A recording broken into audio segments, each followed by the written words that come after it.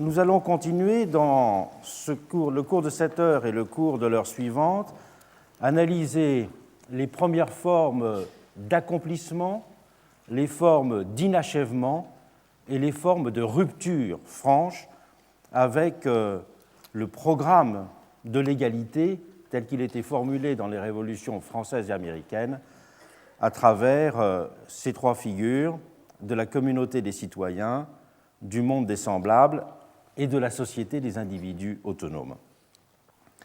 Dans l'heure précédente, j'ai commencé à montrer une forme d'accomplissement de cette marche vers l'égalité, qui était celle d'ailleurs qui était la plus analysée au XIXe siècle, celle de la marche vers l'égalité des conditions, notamment à travers l'exemple de l'Amérique jacksonienne. Marche vers l'égalité des conditions, qui est d'ailleurs, surtout pourrait-on dire, une marche vers la civilité démocratique. Et même si en France, il n'y a pas de terme de comparaison véritable avec ce qui se passe dans l'Amérique jacksonienne, on ne peut pas confondre Louis-Philippe et Jackson, Andrew Jackson pour sûr, mais d'une certaine façon, on voit que même dans la France de cette époque, il y a le sentiment que la démocratie ne peut pas simplement se définir comme un régime et qu'elle doit se définir aussi comme une forme de civilité, qu'elle doit se définir aussi comme une forme de société.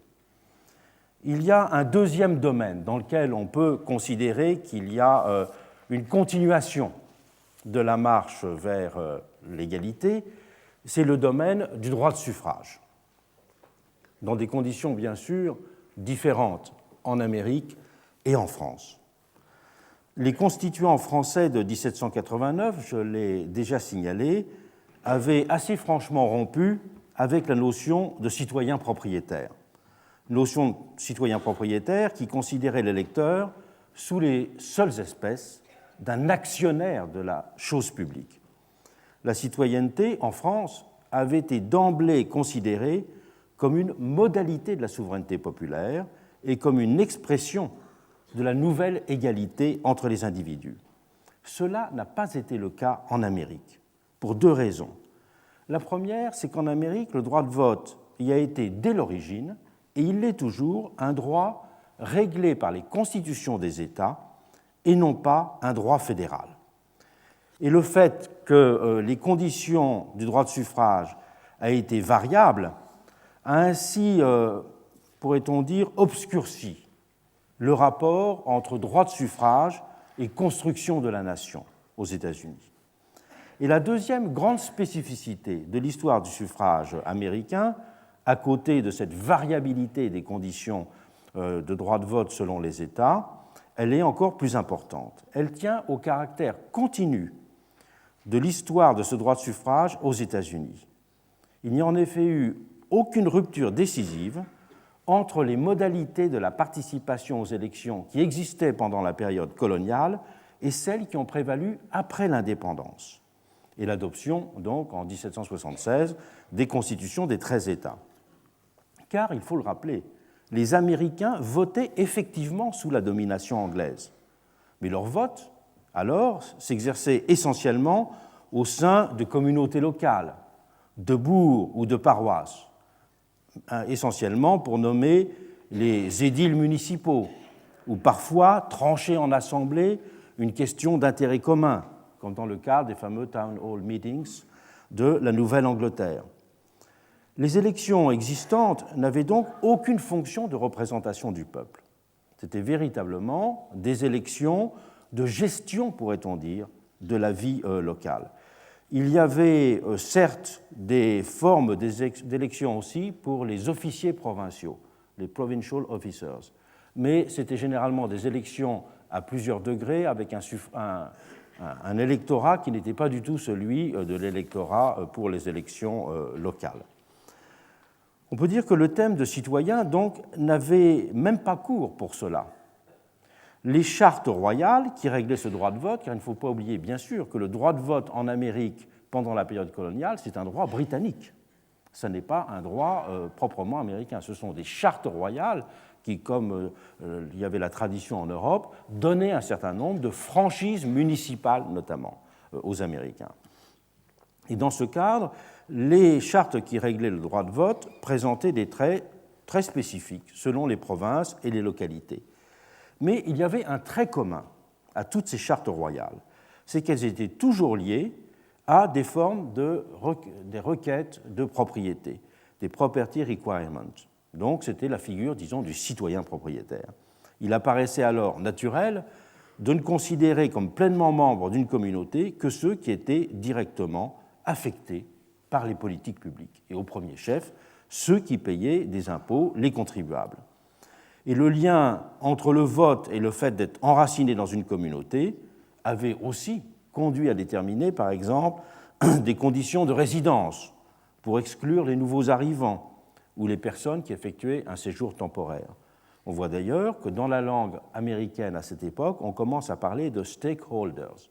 Vous savez que cette notion va redevenir commune dans la science politique depuis une vingtaine d'années, mais on la voit apparaître dès cette période coloniale. Il y avait même parfois des critères d'appartenance religieuse qui comptaient pour l'exercice du droit de vote. Dans le Massachusetts, au début du XVIIe siècle, seuls votaient pour l'élection des officiers locaux, disons des municipalités, les membres de congrégations religieuses. Avant l'indépendance, en 1776, les catholiques étaient explicitement écartés des urnes dans 5 États et les juifs étaient explicitement écartés des urnes dans 4 États. Même ceux qui résidaient dans une commune, même s'ils avaient une propriété, ils n'avaient pas le droit de voter. Donc c'était une théorie du citoyen propriétaire, mais amendée notamment par ce critère religieux qu'on retrouve très souvent aux États-Unis et qui était très important à l'époque. Et si le suffrage était beaucoup plus large que dans la mère patrie, l'Angleterre de l'époque, il était très loin d'être universel. Selon ce qui deviendra les différents États, votaient dans ces élections locales entre 40 et 80% de la population adulte blanche. Donc c'est un chiffre qui est plus faible en moyenne que celui du nombre de votants pendant la Révolution française, par exemple. Et la Révolution américaine a conduit à modifier ces conditions, mais cependant sans en bouleverser le cadre. Les restrictions concernant les juifs et les catholiques ont par exemple été levées, mais il y a certaines constitutions, c'est notamment le cas de la Caroline du Sud, qui maintenaient comme condition de l'exercice du droit de suffrage la reconnaissance de l'existence de Dieu. Quelqu'un qui se serait déclaré athée, ce qui dans l'Amérique de l'époque n'était pas très facile, n'aurait pas eu la possibilité de voter. Et dans certains cas, des conditions de propriété ou de paiement de l'impôt ont été assouplies, l'État ayant été le plus audacieux dans la suppression des conditions de propriété ayant été la Pennsylvanie. Mais un tiers des États américains conserveront la législation électorale coloniale au moment de l'indépendance. Un tiers. Ce qui fait qu'en 1780, 4 ans après l'indépendance et le vote des constitutions, il y a un seul État aux États-Unis dans lequel tous les adultes mâles blancs aient le droit de suffrage, c'est le Vermont. Un seul État. Il y avait aussi, dans certains États, des conditions particulières de vote où les conditions de propriété étaient assouplies pour ceux qui avaient été des miliciens ou ceux qui avaient joué un rôle, qui avaient été soldats pendant la guerre d'indépendance. Mais globalement, la philosophie de la citoyenneté aux États-Unis, telle qu'elle apparaît en 1776, reste bien celle du citoyen propriétaire ou du contribuable citoyen. Les pères fondateurs se méfiaient en effet des risques qu'aurait entraîné une extension trop large du suffrage, dans les villes notamment. Gouverneur Morris soutenait par exemple que seuls les citoyens propriétaires pouvaient être des gardiens de la liberté, tandis que le petit peuple des ouvriers urbains, c'est une de ces expressions fameuses, risquerait en permanence d'être manipulé par les riches. Et aux États-Unis, dans les restrictions du droit de suffrage, ce rapport entre le suffrage des campagnes et le suffrage des villes a toujours été quelque chose d'essentiel. Et Madison, de son côté, allait jusqu'à analyser la corruption du Parlement anglais, alors qu'on est tout de même en 1700, au moment de la Révolution, juste après la Révolution, en 1787, au moment où on rédige la Constitution de Philadelphie. Madison allait à ce moment-là jusqu'à considérer que si le Parlement anglais était devenu corrompu, c'est que le droit de suffrage était trop large en Angleterre. Alors que vous le savez, avant 1832, ce sera tout le système des bourgs pourris, où il y avait simplement 50 000 personnes qui votaient en Angleterre, donc un suffrage extrêmement restreint, extrêmement particulier. Eh bien, Madison trouve qu'il était trop large, déjà. Et fait significatif, personne n'a en Amérique milité à ce moment-là pour une conception uniforme du droit de suffrage. Je crois que c'est une chose que le plus grand historien américain de droit de suffrage, c'est un ouvrage qui est paru à Harvard University Press il y a 4 ans, c'est un ouvrage de Kissar, The Right to Vote. Mais Kissar ne parle pas d'une chose essentielle, c'est le fait qu'il n'y ait pas eu de discussion sur le fait que l'on continue à avoir un droit de suffrage des États, qu'il n'y ait pas eu de droit de suffrage national, comme si c'était naturel que ce soit un droit des États, alors qu'en fait, le laisser dans les États, c'était d'une certaine façon aussi modifier le sens politique du vote. C'était bien faire du vote un moyen de déterminer ceux qui allaient être les mandataires pour la gestion des affaires publiques, et non pas ceux qui allaient être les mandataires pour la construction de la République, et pour la construction, pourrait-on dire, de la société démocratique aussi. Le fait dominant dans l'histoire américaine, des 19e et du 20e siècle, c'est que le droit de suffrage ne s'est ensuite que très lentement élargi. En 1855, il y avait ainsi encore 7 États sur 31 dans lesquels existaient des conditions fiscales ou des conditions de propriété pour avoir le droit de vote. Et encore, cet élargissement, il n'a pas simplement été lent, il ne s'est pas opéré sans difficulté et sans retour en arrière. Par exemple, de violentes protestations et même des manifestations ont eu lieu dans le Massachusetts au moment où était abandonné le critère de propriété. On a vu des défilés dans les rues de personnes protestant contre cette transformation. Et de nouvelles formes de restrictions plus insidieuses sont apparues en même temps. Donc, au moment même où on diminuait globalement, même si c'était lentement, les conditions de propriété ou les conditions fiscales selon les États pour le droit de vote, on mettait en place de nouvelles restrictions. Et ces nouvelles restrictions, ça a notamment été les literacy tests et les education tests. On sait le rôle que les literacy tests joueront après la guerre de sécession, et encore plus au moment de la ségrégation, 30 ans plus tard, pour écarter la population noire du Sud des urnes. Mais les literacy tests aux États-Unis ont d'abord été inventés dans les États du Nord parce que c'était un moyen d'écarter des urnes la population ouvrière des villes. Et la première peur qu'il y a eu lorsqu'on a réduit les conditions de propriété, c'était justement de donner le droit de vote à une population jugée moins enracinée sur le territoire, jugée plus mobile.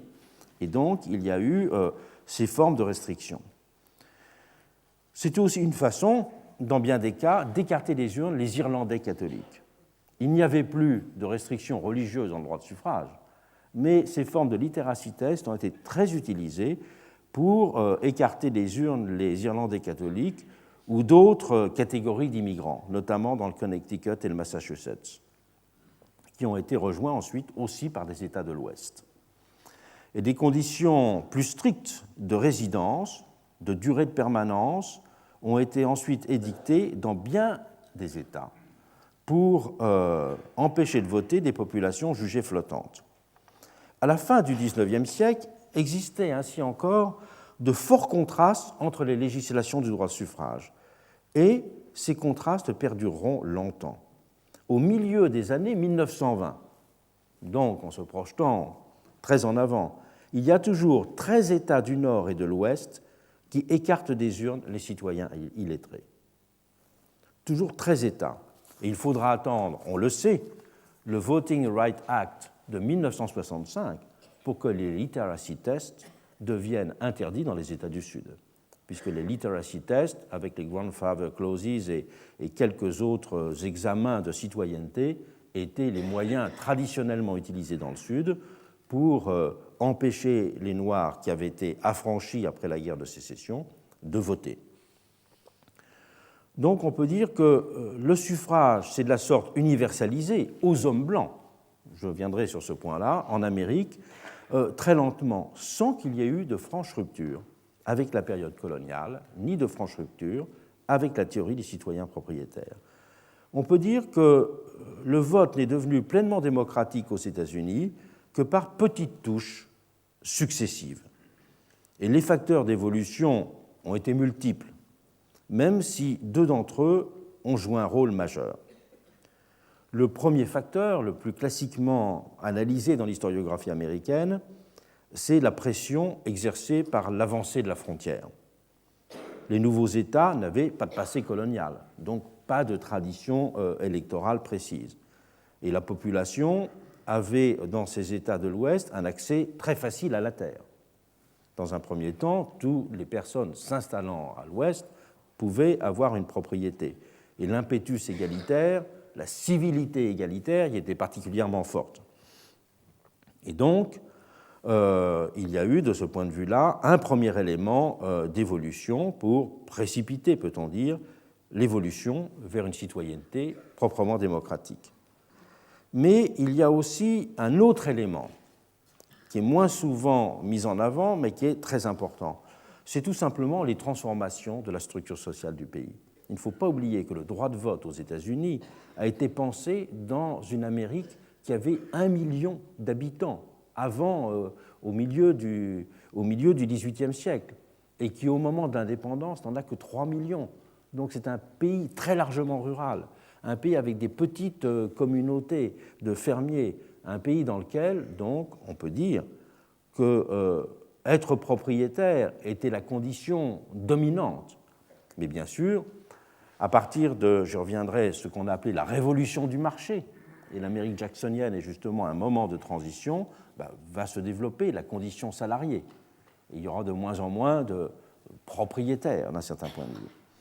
Et donc, au fur et à mesure que la croissance de la population urbaine se produit, cela diminuait le nombre de personnes susceptibles de se qualifier. Et donc, il y a eu une transformation insensible de ce qu'on pourrait appeler la philosophie du suffrage, qui était liée à cette transformation sociologique.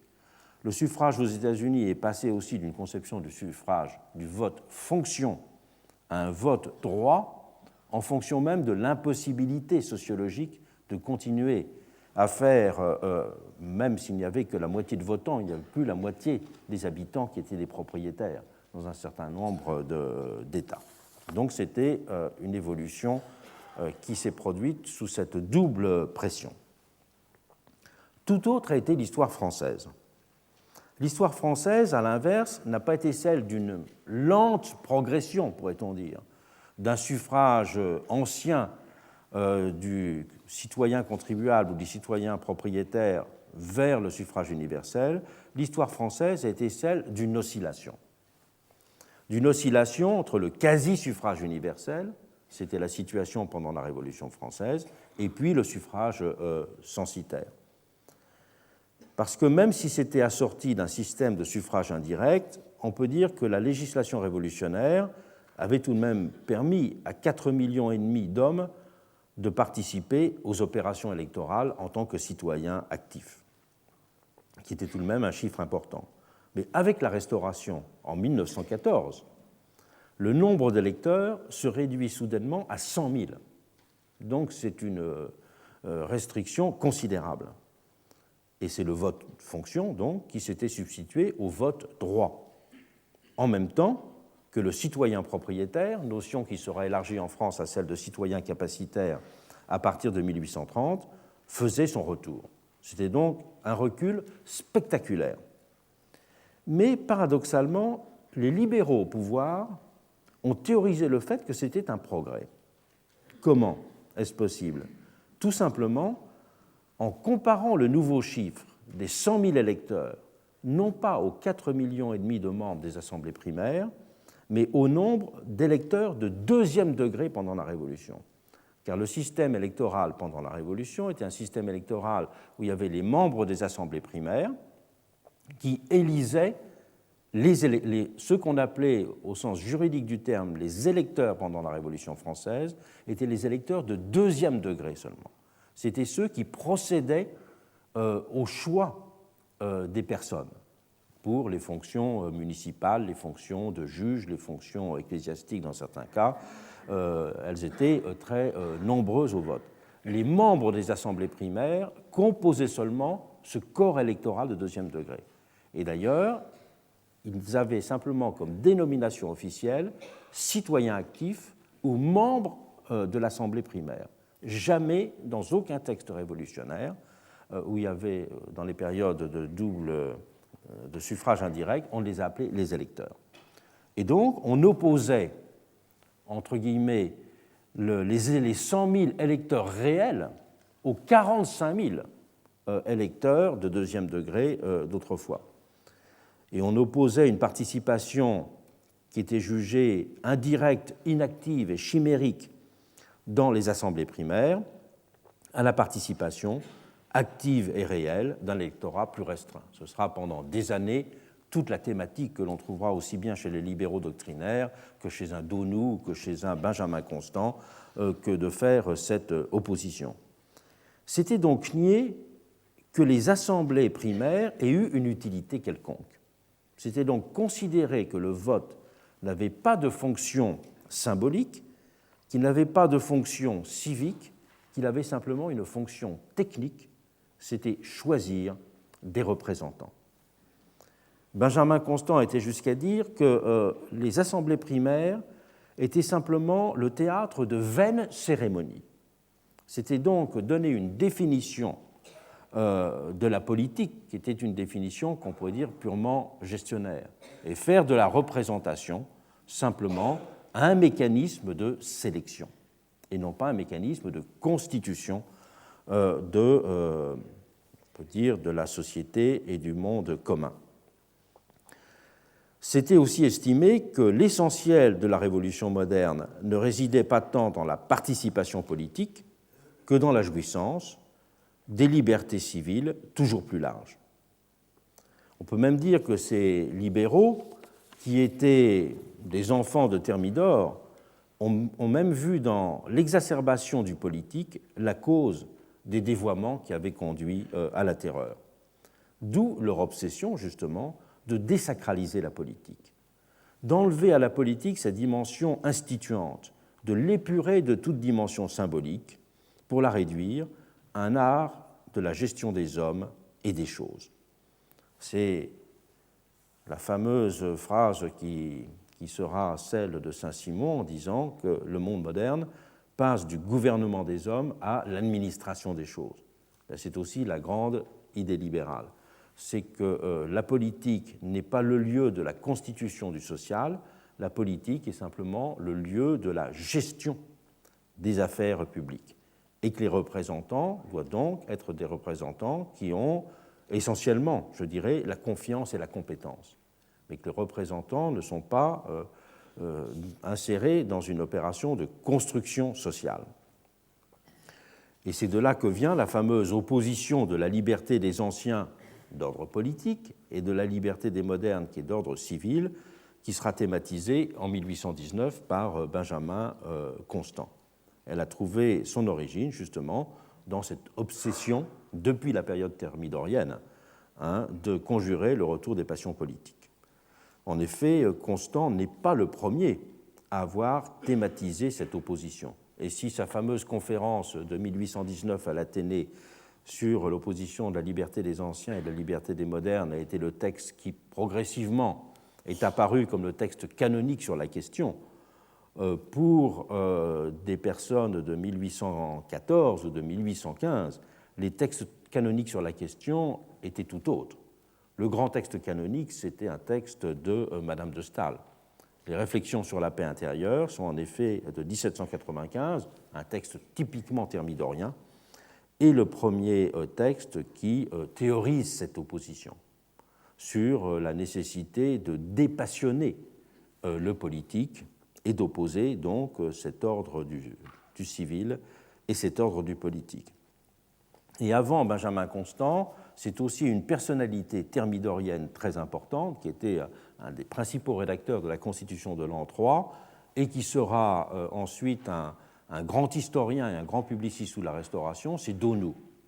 Et c'est Donou qui, dans un essai sur les garanties individuelles, le titre complet de son livre étant Essai sur les garanties individuelles que réclame l'état de la société, qui en fait développera tous les thèmes que reprendra Benjamin Constant.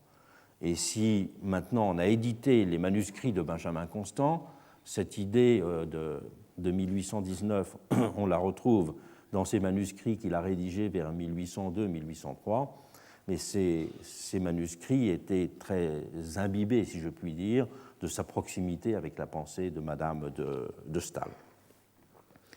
Et cela sera en fait le leitmotiv de toute une génération. La démocratie moderne, expliquait typiquement Guizot après juillet 1830, n'est pas vouée à la vie politique. Elle n'aspire pas au pouvoir, elle n'aspire pas à gouverner elle-même, elle veut intervenir seulement autant qu'il est nécessaire pour qu'elle soit bien gouvernée et qu'elle puisse en toute sécurité vaquer à la vie domestique et aux affaires privées. Une telle vision ne pouvait naturellement conduire qu'à l'échec, parce que c'était d'abord s'aveugler sur le sens du droit de suffrage, oublier qu'il avait une dimension sociologique et psychologique essentielle, qu'il était aussi producteur de dignité et de reconnaissance, constructeur d'appartenance. Et ces libéraux n'avaient notamment pas pris la mesure d'un fait essentiel. C'était celui de la faiblesse de la société civile en France. Parce que cette faiblesse de la société civile, elle donnait paradoxalement une importance particulière à la société politique. On peut dire que la mise en pratique de la distinction entre liberté des anciens et liberté des modernes avait une éventuelle pertinence là où la société civile avait une consistance propre très forte, offrant de véritables mécanismes, d'autres mécanismes d'inclusion aux individus, des mécanismes dans les associations, des mécanismes dans les corporations, des mécanismes dans tous les corps intermédiaires. Dans ces pays, d'ailleurs, historiquement, prenons l'exemple de la Grande-Bretagne ou de l'Allemagne, l'intégration sociale de la classe ouvrière et des populations laborieuses s'est d'abord opérée dans ces associations, dans ces syndicats, dans ces communes. Il n'y avait rien de tel en France.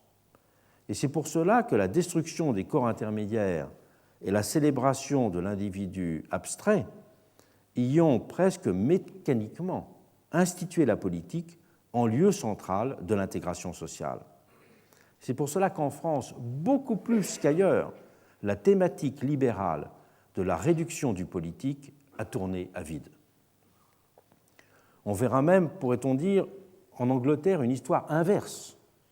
L'Angleterre, les chartistes, la charte du peuple en 1839 avait l'idée que c'est dans le politique qu'il fallait trouver une solution aux problèmes de la société. Et ensuite, l'échec du chartisme, la réponse à l'échec du chartisme, c'est que le syndicalisme britannique est devenu l'instrument de cette intégration sociale. Cela n'a pas été la politique britannique. On pourrait d'ailleurs faire une histoire de cette question dans tout le XIXe siècle français et de montrer même comment, à l'intérieur de la Troisième République, un élément décisif de la Troisième République, c'est d'avoir compris qu'il fallait lier en France même intégration politique et intégration par les corps intermédiaires. On ne peut pas faire l'histoire, je dirais, de la période 1880-1914 en France si l'on ne voit pas justement qu'il y a ces deux tableaux de l'intégration. L'intégration, je dirais, dans la citoyenneté abstraite de la politique, qui a joué historiquement longtemps le rôle majeur en France, mais aussi l'intégration dans toutes ces autres modalités liées au fonctionnement de la société civile.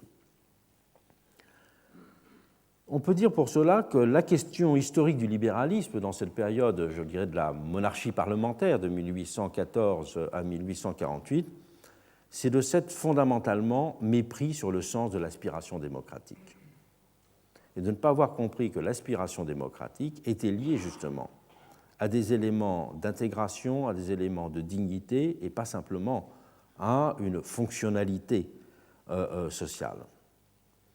Et c'est pour cela qu'il n'y a pas eu en France d'évolution progressive possible des choses en matière d'extension du droit de suffrage. Et c'est pour cela que le suffrage universel masculin je vais revenir à cette limitation, a été immédiatement proclamé en 1948. Ce qui est frappant quand on regarde l'histoire du décret de 1948 ayant institué le suffrage universel, c'est qu'il n'y a eu pratiquement aucune discussion. À part, je vais revenir à la question du vote des femmes, une question ultra sensible tout au long du XIXe siècle. Et dans tous les pays, la question du vote de domestique, par exemple, a été évacuée en 3 minutes. C'est Cormenin, le pamphlétaire qui signait sous la monarchie de Juillet ces pamphlets sous le nom de Timon, qui était secrétaire de la commission ayant rédigé ce décret. Et Timon raconte justement qu'il pensait qu'il y allait avoir des discussions sur ces différentes catégories, et il n'y en a eu aucune. Tout d'un coup, on est passé, je dirais, à la radicalité du suffrage universel. Et on est passé du citoyen, de la formule la plus restrictive du citoyen propriétaire et du vote fonction, à la radicalité du vote droit. Et la France, du même coup, a comblé immédiatement son retard avec une législation qui a même été beaucoup plus avancée que celle de l'Amérique. Celle de l'Amérique qui, dans les années 1850, était justement encore, comme je l'ai dit, très liée à des éléments de conditions de propriété, à la mise en place de literacy test. Il y a eu une marche qui était très, très différente. Et les interrogations en 1948, les prudences ou les critiques précédentes se sont brutalement évanouies.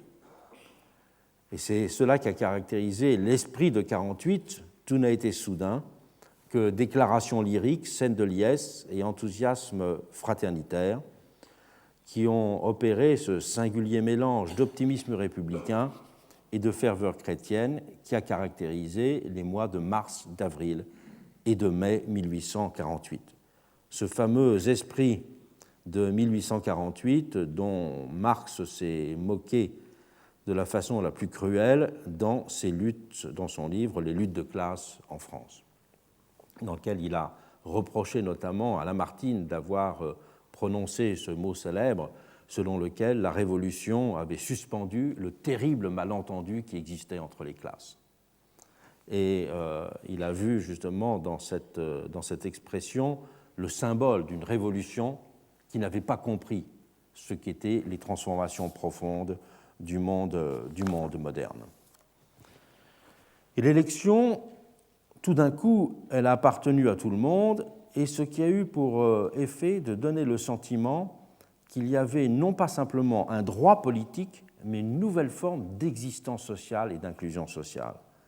C'est le fameux mot qui est de Ledru-Rollin dans la circulaire qui a publié le décret dans le bulletin de la République, qui a publié le décret sur le droit de vote, où Ledru-Rollin a eu cette formule, qu'il avait empruntée d'ailleurs à Lamartine, à dater de cette loi, il n'y a plus de prolétaires en France.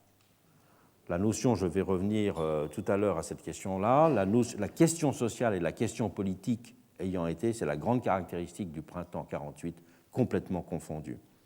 L'exclusion sociale et l'exclusion politique, c'était la même chose. D'ailleurs, il est très frappant de voir que beaucoup de chansons populaires, si on veut comprendre l'esprit de 1848, il y a des petits livres qu'il faut absolument lire, c'est Les Voix du peuple. C'est 2 petits volumes de 300 pages chacun, mais de petits formats faits pour être vendus à bon marché, qui reprennent toutes les chansons populaires de l'époque. Et donc, dans ces chansons populaires, on a véritablement, si je puis dire, la sensibilité un peu dominante qu'il y avait. Et Eugène Pottier, qui deviendra le fameux auteur de l'Internationale, écrira à cette occasion sa première chanson. Sa première chanson qui a justement pour titre « Le vote universel ». Et voilà comment commence cette chanson d'Eugène Pottier. Je ne connais pas l'air et je ne suis pas très bon chanteur, mais voilà les paroles. « Tout Français est électeur, quel bonheur, moi tailleur, toi d'horreur, lui paveur, nous v'là au random. » Nous v'là au random. Ce qui montre bien que le suffrage n'a pas seulement été perçu comme une conquête politique, mais comme l'accès à une dignité sociale, et que la reconnaissance d'une dignité sociale fondamentale. Alors bien sûr, on peut insisté sur le caractère utopique qui a eu, c'est l'expression que j'ai employée, moi, pour ce printemps 48, en parlant de la République utopique. Et il est vrai que l'idée de régénération, l'idée de baptême républicain a été très fort, d'autant plus fort que les élections, comme vous le savez, ont eu lieu début avril, le jour de Pâques. Et que donc, dans toutes les églises de France, on a vu la comparaison faite entre la résurrection du Christ et la nouvelle naissance du peuple. Il y a eu, les sermons ont été presque unanimes sur ce thème-là. Bien sûr, ça n'a duré qu'un temps. Ça n'a duré qu'un temps parce que les journées de juin sont venues là pour rappeler que la société française était une société de classe encore et qu'elle n'était pas une société justement qui avait suspendu le terrible malentendu qui pouvait exister entre elles, comme l'avait dit Lamartine.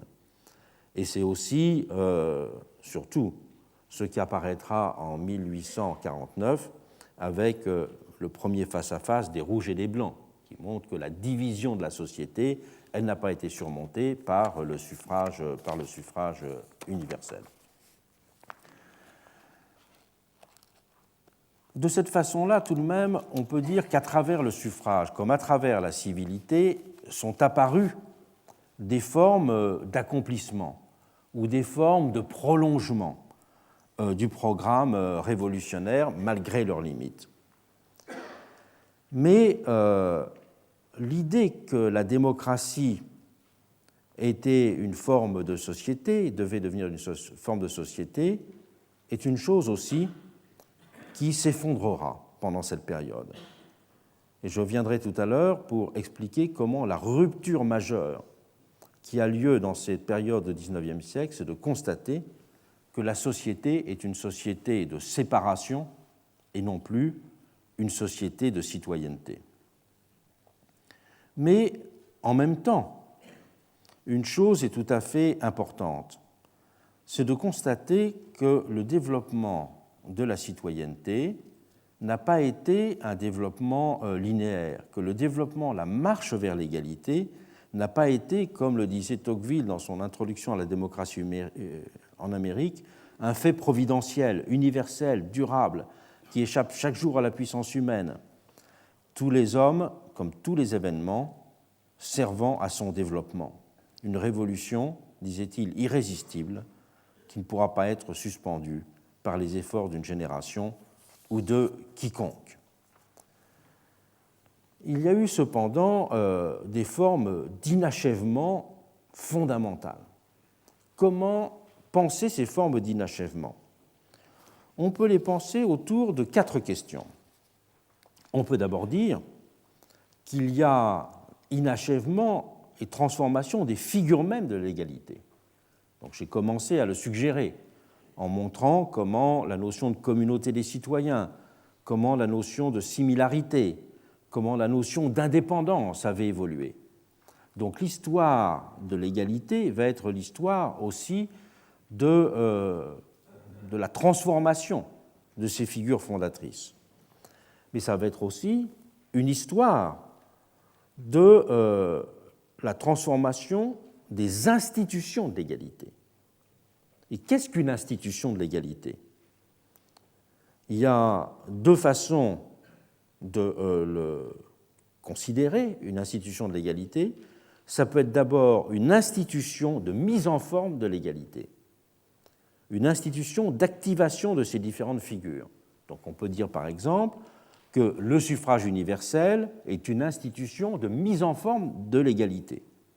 Ou on peut dire que le marché est une institution de mise en forme de l'égalité d'échange.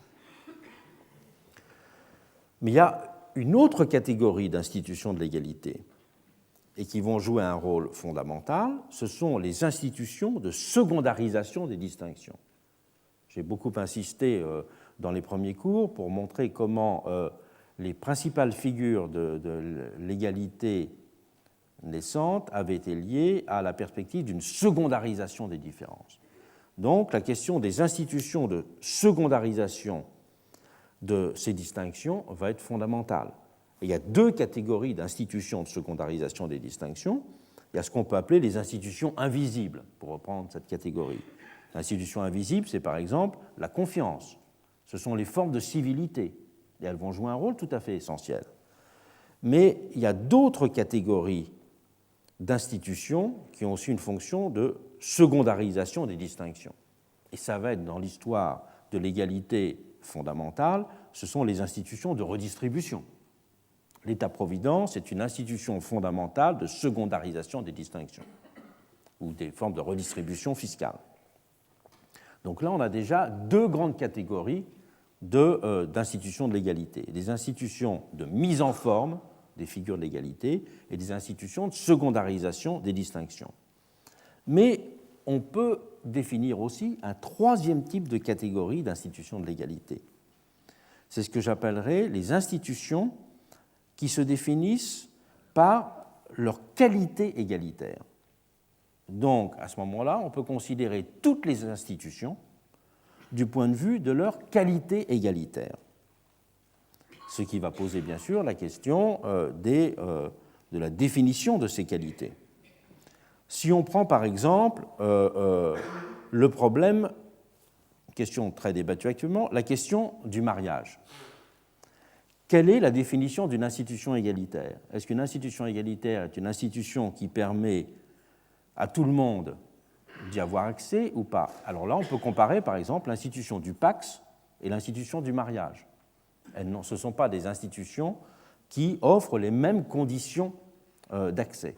Donc cette question de la qualité égalitaire des institutions va tourner autour d'une appréciation de deux éléments. C'est que la qualité d'égalité peut être fondée soit sur l'indifférence aux distinctions, soit sur la correction des distinctions.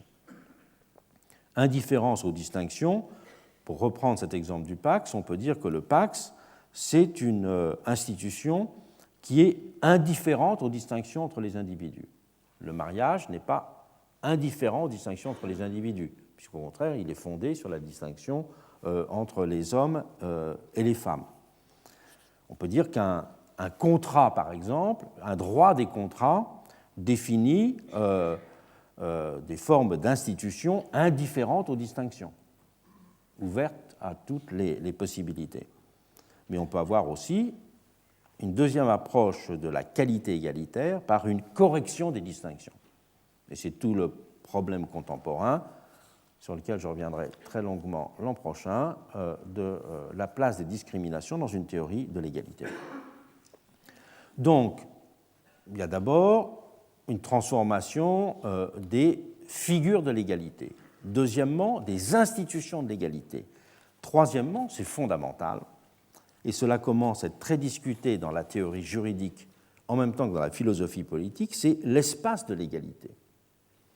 Dans les termes mêmes que j'ai employés pour qualifier mes trois figures, je n'ai pas simplement défini des formes de l'égalité, la similarité, l'autonomie et la concitoyenneté, j'ai aussi implicitement défini des espaces, en disant un monde, en disant une communauté et en disant une société. Et aujourd'hui, la question, un des débats très importants dans toutes les théories, je dirais, de la justice, c'est le rapport entre justice locale et justice globale. Il y a énormément de travaux qui ne sont pas simplement des théories de la justice, mais qui sont des théories de la différenciation des espaces de la justice. Ces questions des institutions et ces questions de l'espace de l'égalité, je les aborderai longuement et en détail l'an prochain. Il y a une quatrième catégorie de questions qui structure le champ des interrogations sur la définition de l'égalité et donc les conditions de la progression de la marche vers l'égalité en réduisant ces inachèvements. Elle concerne les sujets de l'égalité. Qui sont les égaux? Il y a trois façons d'aborder cette question des sujets de l'égalité. Il y a trois types de critères. Il peut y avoir d'abord un critère positif d'humanité. Les égaux sont ceux qui sont hommes aussi bien que les autres. Donc je reprends cette formulation célèbre de la période révolutionnaire, ceux qui sont hommes aussi bien que les autres. C'est une définition qui apparaît évidente, qui est liée à tout ce que j'ai retracé sur l'histoire de la notion de qualité identique dans une espèce. Mais en fait, ce critère positif d'humanité pour déterminer le cercle des égaux s'est révélé évident, mais en même temps très problématique et très manipulé. C'est tout le problème du rejet raciste en dehors de l'humanité de certains hommes. C'est aussi le problème de la définition des personnes qui sont en lisière de l'humanité. C'est tout le traitement, par exemple, de l'aliéné ou du malade mental. C'est aussi le problème de l'élargissement de la catégorie d'humanité à celle de vivant, du vivant. Est-ce que les égaux, ce sont simplement les hommes? Est-ce que les égaux, ce sont les êtres vivants? Bon, c'est tout le débat philosophique sur la question des animaux, par exemple, ou même en écologie radicale sur un certain nombre d'êtres végétaux. Donc on voit que le critère positif d'humanité est un critère qui ouvre une discussion considérable sur le sujet de l'égalité. Un deuxième critère, c'est le critère non pas positif d'appartenance à une même humanité, mais un critère négatif de particularisation et de distinction d'un groupe. L'égalité, dans ce cas, sera définie par la constitution d'un groupe séparé. Et c'est notamment ce qui va être la définition très classique de l'égalité aristocratique. Comment l'égalité aristocratique, c'est une égalité qui est fondée justement sur le sentiment et sur la construction de la différence avec d'autres. Cela va être aussi la définition de ce qu'on peut appeler l'égalité d'exclusion. Je pense qu'un pays, l'histoire américaine au XIXe siècle, est un très bel exemple de construction de l'égalité par la ségrégation, notamment.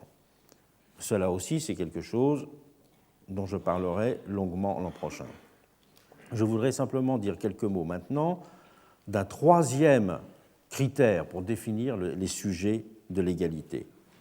C'est le critère positif d'individualité. Sont des égaux ceux qui sont des individus définis par l'autonomie de la volonté. Et c'est historiquement ce qui était la base des inaccomplissements majeurs de l'égalité. Les inaccomplissements majeurs de l'égalité, c'est les individus qui étaient considérés comme n'étant pas de véritables individus parce qu'ils n'avaient pas de volonté propre. C'est le problème du mineur, c'est le problème du domestique, c'est le problème du fils de famille, c'est le problème de l'aliéné mental. Et c'est d'autre part le problème de tous ceux qui apparaissent définis par leur appartenance à un corps plus que par leur individualité. Et c'est toute la question de la femme qui est définie par la famille, par exemple. Le sujet qui était très discuté pendant la Révolution française, le moine qui est défini par sa communauté et qui n'est pas considéré comme un individu. On peut dire de ce point de vue-là qu'une histoire de l'égalité serait une histoire de l'individu. Donc ce serait une histoire anthropologique de l'individu.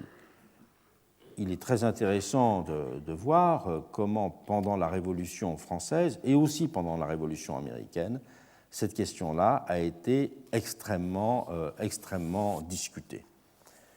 Extrêmement discutée parce que ceux qui ont les premiers à avoir proposé un vote ouvert aux femmes pendant la Révolution française au tout début, c'était Sieyès et Condorcet. C'était les deux qui étaient pour. Mais c'était la définition de ce qu'on pourrait appeler une égalité par le bas. Leur raisonnement était le suivant. Il y a beaucoup de femmes plus intelligentes que des hommes abrutis qui ont le droit de vote. Donc, ça n'est pas un raisonnement sur l'égalité, c'est un raisonnement au contraire sur la structure des inégalités. Et de dire, puisque des hommes abrutis votent, des femmes devraient aussi pouvoir voter parce qu'elles sont beaucoup plus intelligentes qu'eux. Et donc le véritable choix, il est soit entre un suffrage capacitaire qui ne sépare pas les hommes et les femmes, mais qui sépare les hommes capables et les femmes capables, soit un suffrage complètement universel, mais pas un suffrage qui fait la séparation entre les hommes et les femmes. Ce type d'argument était central dans l'histoire américaine. L'argument numéro un des féministes américaines était de dire, après la guerre de sécession, puisque même les Noirs ont droit de vote, tout un ensemble de femmes devraient pouvoir l'avoir. Donc ça, c'était une définition qu'on peut dire de l'égalité par le bas qui a joué un rôle très important dans les arguments féministes en permanence. Mais tout de même, la grande question du vote des femmes, il ne faut pas oublier que Tocqueville a une phrase extraordinaire dans la démocratie en Amérique. Il dit en Amérique, tout le monde vote, sauf les domestiques, les pauvres, les esclaves et les femmes. Bon, tout le monde vote, sauf. La grande explication, je dirais, en fait, dominante de l'exclusion des femmes pendant la Révolution française, c'est que la femme est considérée non pas comme un individu, mais la femme est considérée comme un corps. Et qu'effectivement, on peut dire que pendant la Révolution française, le sujet de la citoyenneté, il y a eu beaucoup de travaux historiques récents sur ces sujets-là, le sujet de la citoyenneté, c'est davantage la famille dont l'homme n'est que le chef de famille. Et ça n'est pas la séparation du masculin et du féminin. Et on peut même dire d'une certaine façon, moi j'ai beaucoup insisté sur ce point-là dans mon livre Le Sacre du citoyen, que dans une société qui devient une société d'individus, c'est la femme qui a porté de plus en plus le poids, si je puis dire, rémanent de la société de corps. Et donc plus la société se démocratisait, plus l'exclusion des femmes s'est renforcée. Donc c'est un mécanisme qui est fondamental pour comprendre le XIXe siècle et dont on voit tout à fait les origines pendant la Révolution française. D'où d'ailleurs les deux types d'arguments ensuite au XIXe siècle pour aller vers le vote des femmes, soit un argument qui sera l'argument français en disant il faut que les femmes deviennent de véritables individus pour qu'elles aient le droit de vote, sinon, c'était le grand argument républicain, elles ne sont pas encore des individus autonomes, elles sont susceptibles d'être manipulées, alors qu'aux États-Unis, comme en Angleterre, le grand argument, et partout ailleurs, le grand argument pour le vote des femmes était de dire les femmes ont un apport spécifique, elles ont une compétence particulière. Et donc, ça n'est pas en tant qu'individu, mais dans leur spécificité de femmes qu'on doit leur donner le droit de vote. Parce que, par exemple, elles ont une compétence domestique, elles ont une compétence sur les enfants, elles ont une compétence sur les questions de tempérance. Donc, c'est la spécificité de leur rapport qui mérite le fait qu'il y ait une représentation duale entre les hommes et les femmes. Et donc, c'est un argument totalement opposé à l'argument français. Donc, il y a une histoire, on peut dire que l'histoire de l'égalité, là, dans le droit de vote, c'est une histoire de l'individualité qui s'est tout de même fait. Pendant la Révolution française, d'ailleurs, beaucoup de constituants ont comparé cette question à celle du moine qui vivait dans une communauté. Le moine ne peut voter parce qu'il n'est pas véritablement un individu. Il n'a pas une autonomie de la volonté, il est soumis par des vœux, il est soumis parce qu'il n'est défini que par sa vie communautaire. Donc il n'est pas un individu au sens de l'autonomie de la volonté. Le premier à avoir théorisé ça, justement, c'est Condorcet. Condorcet était le grand théoricien de l'exclusion des moines.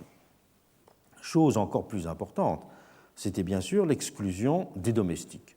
L'exclusion des domestiques, j'ai dit à quel point aux États-Unis, on a considéré, en tout cas à partir des années 1820, qu'être domestique, c'était, d'abord il y en avait beaucoup moins qu'en Europe, mais c'était un métier comme un autre. Mais au début, en Amérique, les domestiques n'avaient pas le droit de vote non plus. L'exclusion du vote domestique est tout simplement liée au fait qu'aucun d'entre eux ne pouvait avoir des conditions de propriété suffisantes. Donc ils étaient de fait exclus par cette condition. Aussi parce qu'ils n'étaient pas justement, étant soumis à la volonté d'un autre, leur travail n'étant pas simplement, je dirais, le travail que l'on fait contre un salaire, mais le gage définissant une disponibilité continue de la volonté d'autrui. Le fait d'habiter sous le toit d'autrui et d'être en permanence à la disposition de cette personne ou de cette famille faisait qu'on était par définition pas un individu autonome. C'est d'autant plus frappant ce fait-là d'ailleurs qu'en France, au moment de la Révolution française et au début du XIXe siècle, un trait frappant, c'est que les domestiques sont une population qui est beaucoup plus lettrée et beaucoup plus riche que la moyenne. Pourquoi? On a fait des statistiques. On savait que, par exemple, au milieu du XVIIIe siècle, c'est la fameuse enquête Lire et écrire de François Furet et de Jacques Ozouf, ont montré que 42% des domestiques savaient lire et écrire, ce qui est évidemment un taux très supérieur à la moyenne nationale, parce qu'ils vivaient souvent dans des endroits où ils avaient un accès, si je puis dire, plus facile à la culture. Et de la même façon, ils avaient un patrimoine, comme l'ont montré les dépouillements d'archives notariales, plus important, parce qu'ils avaient souvent une petite donation ou des choses comme ça qui étaient faites, donc ils n'étaient pas absolument sans patrimoine pour un certain nombre d'entre eux. Et donc, l'exclusion des domestiques a résisté aux critères intellectuels, si je puis dire, et aux critères économiques. C'est dire à quel point la question de l'indépendance de la volonté apparaissait absolument centrale. Et ça paraissait tellement central que c'était intériorisé par la population domestique. Il y a en 1791-90 une fameuse députation de domestiques qui vient apporter une donation patriotique en argent à la constituante, et Sieyès, qui est le président de séance, leur dit à ce moment-là qu'on les remercie beaucoup de ce qu'ils ont fait, mais qu'ils doivent comprendre que c'est pour leur bonheur qu'ils ne sont pas électeurs. Et eux répondent, nous sentons que notre patriotisme n'est pas humilié, car il est difficile de concilier l'exercice de la liberté avec le régime de notre domesticité. La nécessité a établi une dépendance que nous ne pouvons pas éviter. Donc il y avait une espèce d'intériorisation extraordinaire. Et un fait frappant, c'est que le décret du 11 août 92, juste donc après l'abolition de la monarchie, qui a aboli la distinction entre citoyens actifs et citoyens passifs, a explicitement maintenu le fait que les domestiques n'aient pas le droit de vote. Donc, ça veut dire à quel point c'était considéré comme important. Et d'ailleurs, comme vous le savez, ça n'est que très tardivement que les domestiques ont été éligibles. Sous la Troisième République, en 1884, un domestique n'est toujours pas éligible à un conseil municipal. Autre catégorie de personnes considérées comme n'ayant pas l'autonomie de la volonté, c'est tout simplement les pauvres et les assistés. La législation est très stricte aux États-Unis sur ce plan-là. Quelqu'un qui reçoit des subsides d'État, on dirait aujourd'hui d'État-providence, quelqu'un qui reçoit des subsides publics ne peut pas voter. Et en France, cette interdiction existait pendant la Révolution et elle a persisté longtemps pour l'éligibilité, puisqu'il faut attendre 1975 pour qu'une personne recevant de l'argent d'un bureau d'aide municipale puisse être éligible à un conseil municipal. En 1975, c'est la fameuse loi sur le handicap. Et beaucoup de personnes handicapées recevaient des allocations.